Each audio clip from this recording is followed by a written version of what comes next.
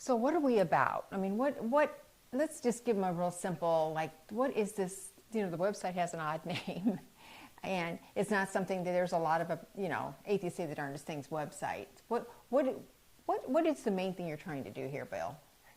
It may not seem like it by the title, but really what we're trying to do is to defend the faith and evangelize in this particular period in history, which requires a little thought, I think. Mm-hmm. So, in short form, I'll tell you, which I gave a little more information in the introduction. Right, that video. Is we're really, in my view, we're saying we're going to follow Matthew 28:18, go into the whole world and make disciples, make followers.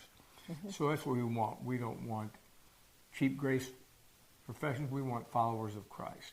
Mm-hmm. Okay, so when you come to the final section on evangelism, you think, well, it's a caboose. I said to you before, it's not the caboose.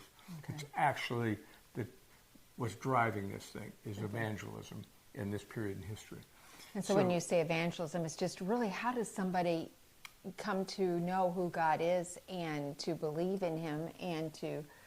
In an age that teems with people who claim either they're atheist or want to be atheist, or category 2, the want-to-be atheist, the college student who thinks he knows a little something from the professor and has caught that little bug from the professor and lost his thought on Christ. Right, okay? Right. Well, we can help that if that's your grandson or your son or your cousin or your coworker, I think. Mm-hmm. Now, we're ordinary people. Yeah, very and much we so. don't make any bones about that. We're ordinary people. So we believe that ordinary people talk to ordinary people. That most of my life is surrounded with people who are somewhat similar to me. Yeah. Everybody's life is like that. Mm-hmm. So providentially, you have this group. Mm-hmm. And you've failed to think this through probably, like most people. But how would I talk to them differently now than I would have 100 years ago? Mm-hmm. Well, 100 years ago, people had a certain sense that God existed. Today, if you go to the average college campus, more than half the people don't think God exists. True. So you can't have the same conversation you had 100 years ago, and you shouldn't assume you can 100 years from now. In other words, this is this time. Yeah. So we're really offering three things, and they kind of go like this. Okay.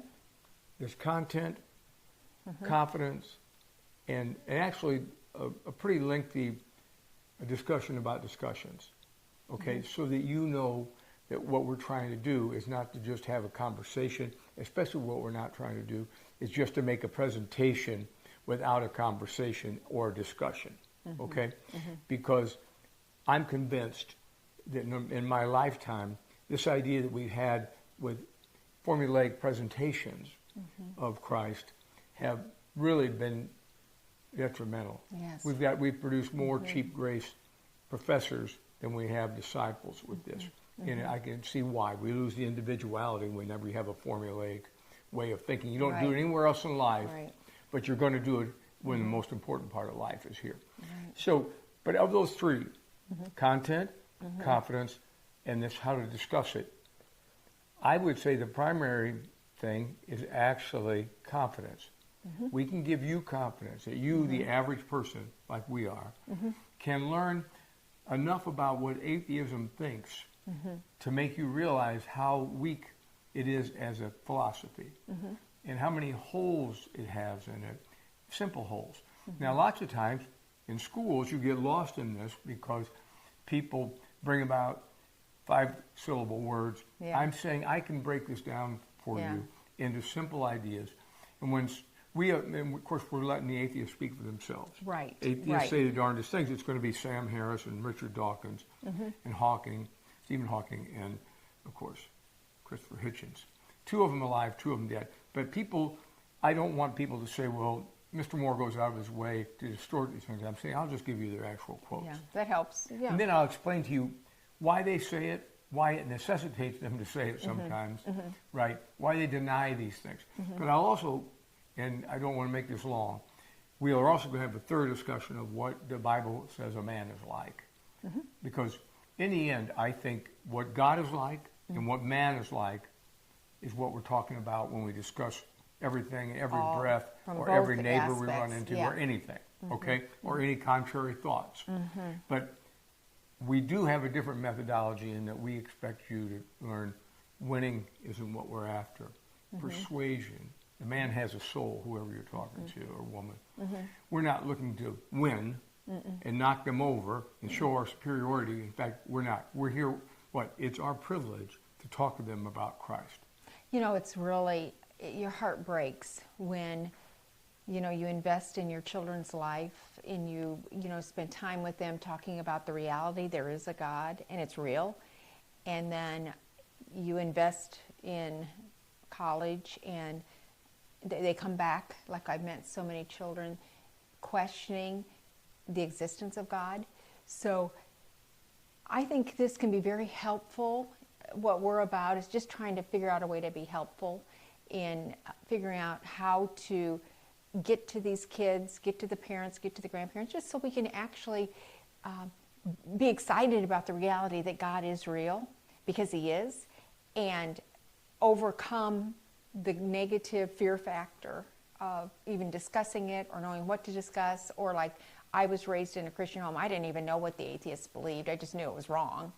But it's really given me some real compassion now that I know how they really think and the despair of their thinking. And I'm watching a lot of my family and friends, you know, even with the different suicides and sadnesses, there's a reason for all of this. And so it's all about, really, what we're about is you, really.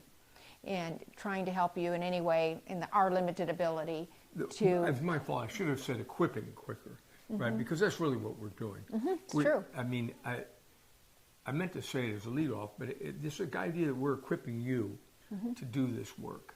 We're not saying, hey, call Mr. Moore. He knows the answer to this question. I'm saying you can know the answer to this question. I'm saying you can gain the confidence it takes to have these discussions without thinking ahead about what you're going to say and worry about how you sound. You'll soon come to this confidence that allows you to hear the person and simply respond as you would normally to anybody else. You don't always have tried and true responses in any other form in life. You shouldn't hear. This is way too important for that. It's so important. And, you know, this is something to really study, because this life is such a short life, and it's really about preparation for the longer next life that's coming. And your ability to have conversations with your kids, your family, people that you care about just right where you are, will make a difference in what their world looks like in eternity, which never ends. This is a short run. So it's really worth bearing down and trying to think through some of these things and getting equipped, like you just said, to use it. And of course, if you're like me, you'll mess it up a lot. But then that's school too. So we're just gonna we'll just wade through this together. So what we're about is about you getting this and about us trying to practice it too. So anyway, enjoy the website and always call us. We're always open for a phone call. May I say one thing? I do think this is useful information for families, for homeschoolers. Oh, yeah. But it's also good for grandparents who are dealing with these children who come back from college and somebody once said they betwaddled them, meaning they confuse them with this language. And I'm saying we can extract the real meaning of Sam Harris's sentence sometimes when Sam Harris goes out of his way